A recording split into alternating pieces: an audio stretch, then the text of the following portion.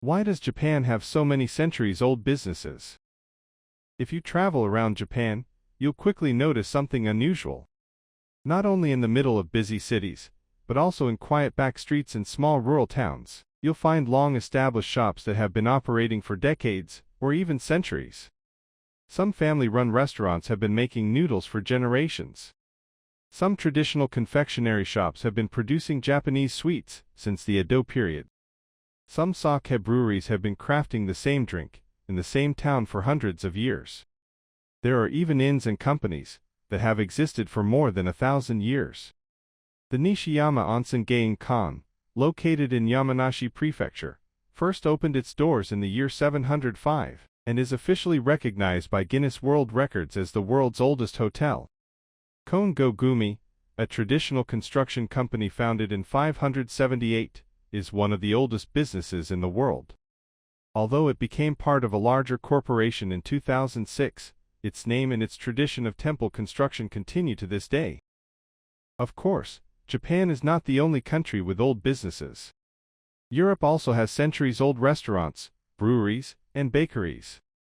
Many countries have family businesses that have survived for generations. But Japan stands out for one simple reason. It has an extraordinary number of long-lasting businesses. Even more remarkable is that most of them are not giant corporations. They are small and medium-sized businesses deeply rooted in their local communities, traditional confectionery shops, ryokan inns, soba restaurants, sake breweries, woodworking studios, and paper workshops. In Japan, businesses like these are commonly known as Shinise, a term used to describe shops and companies that have successfully continued their business over many generations. So why does Japan have so many of them? Their remarkable longevity cannot be explained by a single reason. Instead, it is the result of many historical, cultural, and economic factors working together. The first reason lies in how they define success. Today, many entrepreneurs measure success by rapid growth. A successful business expands into new markets, opens more stores, builds franchises, and continually increases sales. Growth creates opportunities. But it also creates risk. When the economy slows or consumer trends change, excessive investment and debt can quickly become a serious burden. Many of Japan's oldest businesses chose a different path. Instead of trying to become the biggest, they concentrated on becoming the best at what they already did. At first glance, this approach may seem conservative. But when your goal is to survive not for years, but for centuries, it becomes an incredibly rational strategy. You may reduce the chance of spectacular success, but you also greatly reduce the chance of losing everything in a single mistake. The second reason is closely connected to a traditional Japanese concept known as iie. The word iie literally means house or home. But historically, it meant much more than a physical building where a family lived. An iie represented an entire household, a family name, its history, its property, its profession, and the family business that would be passed down from one generation to the next. From this perspective, a business was never seen as the personal property of its current owner. Instead, it was something inherited from previous generations, carefully protected for a time, and eventually entrusted to the next. Owners avoided unnecessary expansion. They protected the reputation of the business. And they spent years preparing the next generation to take over. But succession is never guaranteed. A son may not want to inherit the business. Or he may simply lack the ability or the passion to run it successfully. Even a business that has survived for centuries can disappear within a single generation if it is placed in the wrong hands. Japan developed an unusual solution to this problem. One of the best-known examples is Mukoyōshi. A Mukoyōshi is a man who marries into a family and is legally adopted, so that he can inherit the family name and continue the family business. If there was no suitable son, or no son at all, a capable son-in-law could become the successor. In some cases, a talented employee who had worked with the family for many years would first marry the owner's daughter, and then be adopted into the family.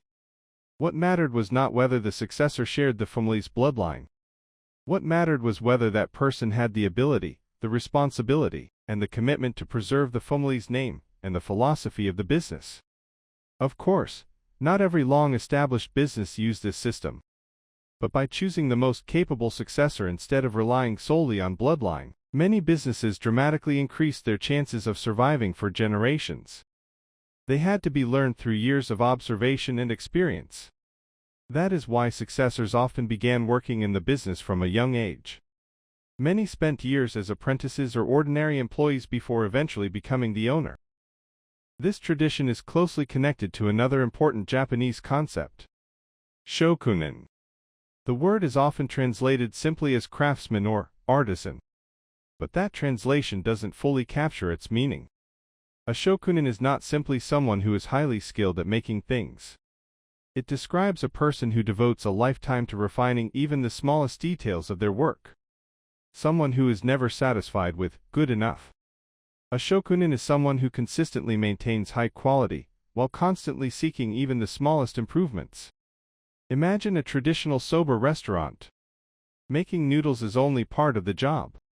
The craftsman must understand how flour and buckwheat change with the seasons. They must carefully adjust the amount of water, the kneading process, and the cooking time. Most importantly, they must ensure that customers experience the same quality every time they visit. The same principle applies to a traditional confectionery shop. The cooking time for red beans, the amount of sugar, the temperature. Even small changes can affect the final result, and every detail must be carefully controlled. Or consider a traditional rokon. Its greatest value is not simply the building or the hot spring. It is the accumulated experience of welcoming guests, serving meals, maintaining the rooms, and providing a level of hospitality that has been refined over generations. Knowledge like this cannot be created overnight. It is built gradually, passed from one generation to the next, and continuously improved over decades, or even centuries. Another reason these businesses survived is their connection with the local community. Many traditional shops bought ingredients from nearby producers, hired local workers, and participated in local festivals. Over time, they became more than places to buy products. They became part of the town itself. Supporting the business also meant supporting the local community. This long-term way of thinking can be seen in a traditional Japanese business philosophy called Sanpō Yoshi. It literally means, good for all three sides. According to this idea, a successful business should benefit three groups: the seller, the customer, and society as a whole. Making money alone is not enough. Customers should receive real value, and the business should contribute positively to the community around it. Not every Shinise consciously followed the word Sanpō Yoshi, but the philosophy reflects the same long-term mindset that helped many Japanese businesses survive for centuries. So, why does Japan have so many centuries-old businesses? There is no single answer. The Ieyasu system viewed a business as something to preserve for future generations. Mukoyōshi allowed capable successors to continue the family business even without a blood relationship. The Shokunin spirit encouraged continuous improvement while maintaining exceptional quality. Businesses adapted to changing times without abandoning their core values. And over many generations, they earned the trust of both their customers and their local communities. Of course, not every old business survives forever. Some close because they cannot find a successor. Others fail because they cannot adapt to changing times. Even Kongo Gumi, one of the world's oldest companies, eventually became part of a larger corporation after financial difficulties. Japan's centuries-old businesses survived because they knew what should change and what should never change. That may be the greatest lesson they have to teach us. Thank you for watching, and see you in the next video.